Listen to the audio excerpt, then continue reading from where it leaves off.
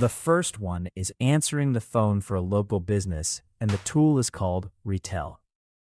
You pick a receptionist template, type in a few lines about the business, what it does, what it charges, when it opens. You connect the calendar it already uses. You grab a phone number for a couple of dollars a month and point it at the agent. Then it picks up on the first ring at 11 at night, takes the booking, and drops it into the calendar with nobody involved. That is a working agent in an afternoon. And the one thing that matters is the fallback line, which almost nobody sets up first, and everybody should. Somebody is going to call and ask something the agent has no answer for. An insurance question, a complaint, a price for a treatment that was never on the list. An agent that guesses gets canceled in week 2. An agent that says it will pass this straight to the team and then actually forwards the call to a human number keeps the account for a year. Build that before you build anything clever. Who pays you is any business that earns its money while its hands are full. Dentists, med spas, plumbers, heating engineers, law firms, car dealerships, salons, vets. A plumber under a sink cannot answer the phone, and the person who called is already dialing the next name in the search results. What it costs you is per minute, and it is tiny. Vapi charges 5 cents a minute for the platform, with the language model and the phone line on top. Bland charges 11 to 14 cents a minute. GoHighLevel charges $497 a month if you want the whole thing running under your name instead of theirs.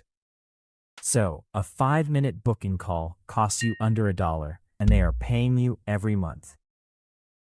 What you charge is a setup fee and a monthly, and you build both out of their numbers instead of yours. Ask 2 questions. How many calls come in on a normal week, and what is a new patient worth in the first year? 30 calls. 8 of them ring out. A patient worth $2,000, and the phone is losing that practice more in a month than you are going to charge them in a year. That is the whole sale. And notice you never made a claim. You asked 2 questions and let their own arithmetic close it. The first real move takes 1 hour. Pick a single trade and call 10 of them at 7 in the evening on a weekday. Count the ones that ring out, the ones with a full voicemail box, the ones that answer, sounding like you interrupted a job under a sink. The ones that ring out are your list, and you now know something about their business that they do not. If this is the kind of thing you want more of, subscribe, because that is what tells YouTube to bring you the next one. The second one has no clients, no tool, and nothing to buy, and it pays the highest hourly on this list.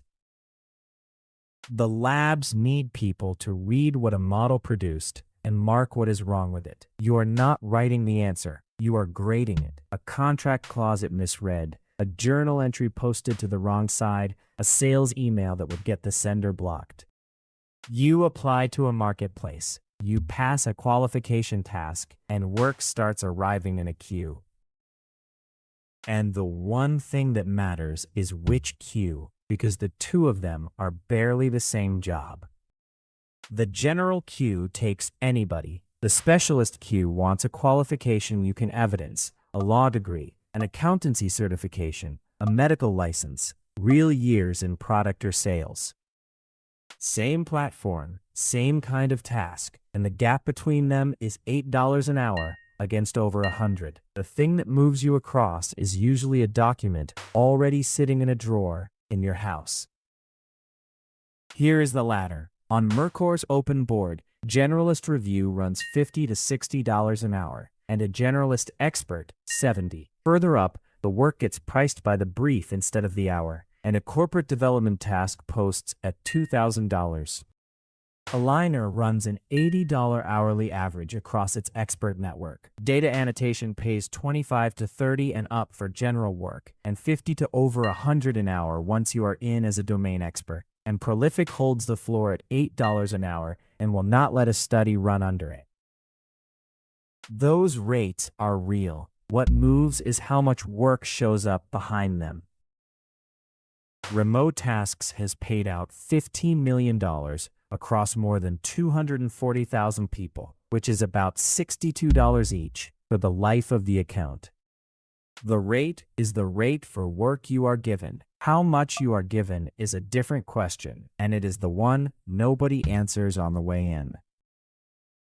The first real move is to apply to 2 of them rather than 5, and to attach the credential to the application instead of promising it later. The certificate, the registration number, the letter. That single step is the difference between $8 an hour and over $100. The third one is deleting the part of a business where somebody types the same thing twice. Watch Anybody's Monday. An inquiry arrives as an email, and a person keys the name, the number, and the address into the customer database by hand. An order lands in one system, and somebody has to go and announce it in another one so it actually gets picked up. A pile of receipts gets photographed, typed into the books, categorized, filed. Nobody was hired to do any of that. Nobody is proud of it, and it is the first thing dropped when the week gets busy, which is precisely the week it costs the most. So, you join the ends together. The form fills in the customer record and posts a line into the team chat. The receipt goes in and comes out categorized in 0. Zapier does this by clicking through it, and N8N does the same thing with more control and a license that lets you run it on your own machine, which puts the software under the entire build at roughly nothing. The one thing that matters is which job you take first, and this is where people go wrong before they have built a thing. Do not take the most complicated process in the business. Take the one that happens the most often. An owner feels a daily job disappear. Nobody in history has ever felt a monthly one.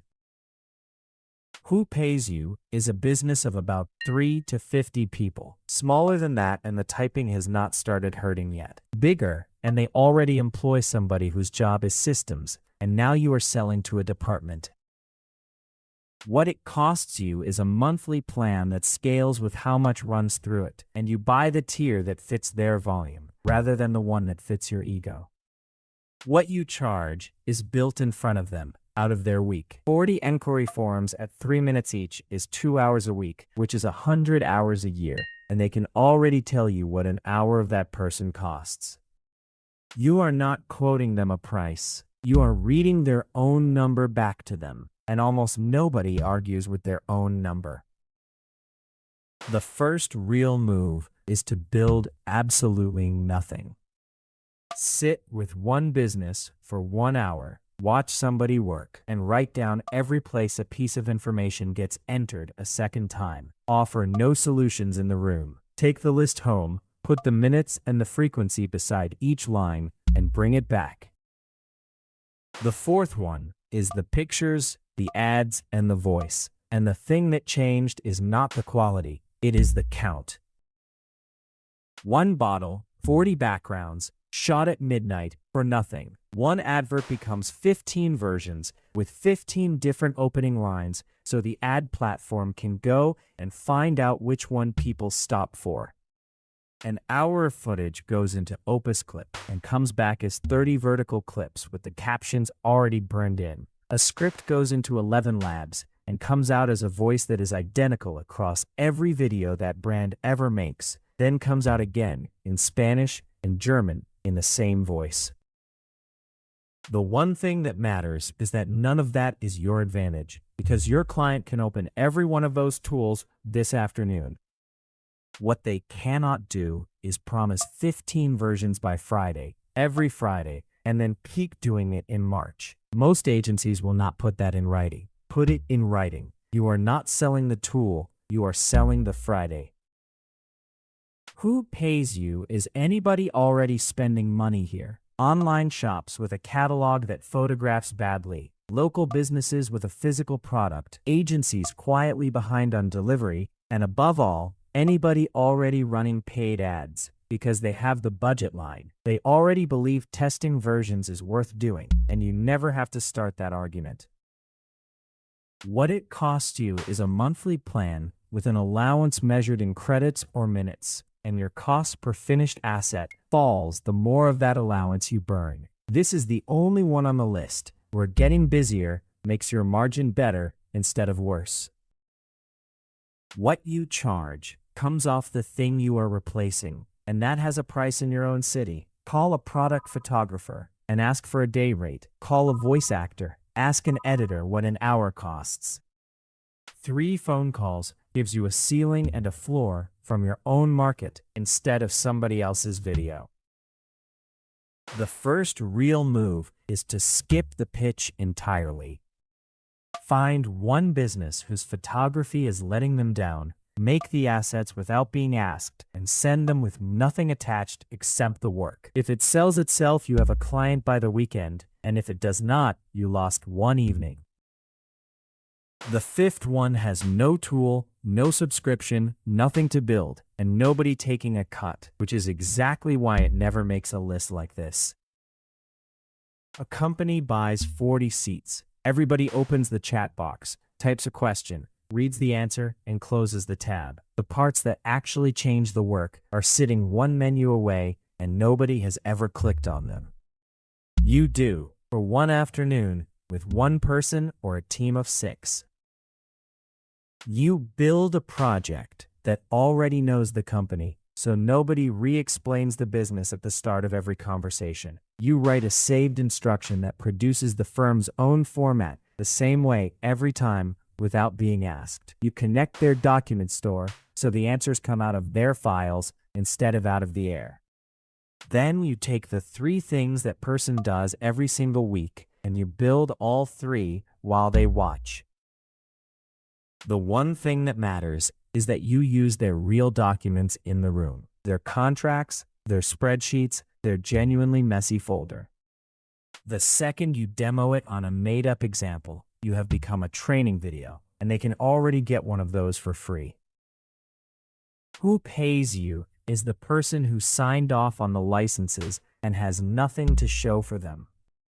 The other buyer is anybody who bills by the hour, so lawyers, accountants, and consultants, because an hour saved converts into money without you having to argue that it should.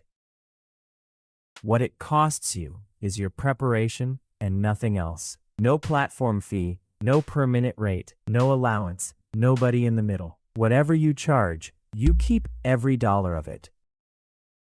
What you charge is a half day or a full day set against the consulting and training day rates where you live, which are sitting in job adverts you can read tonight. It does not scale on its own. It is hours for money, and there are only so many afternoons in a week. What it buys you instead is the truth early, because you find out what somebody will genuinely pay you before you have built anything at all. The first real move is one free session with somebody you already know. Do not prepare a curriculum. Sit down, ask them to show you the part of their week they most resent, and fix that one thing while they watch. Write down every question they ask you while you do it. Their questions are the curriculum, and by the second session, you will know your price. 5 of them, and the order was not an accident. The first 4 all have a price list somewhere behind them, a per-minute rate, a monthly plan, an allowance, somebody taking their cut before you take yours. The 5th has a door that anybody can walk through, which is why you will find so many people already standing in it. Everything that costs money to start keeps somebody out, and everything that keeps somebody out is worth more once you are inside. Pick one of the 5 and put your number in the comments, not what you think the work is worth, the figure you would say out loud on a call to a real business on Thursday morning.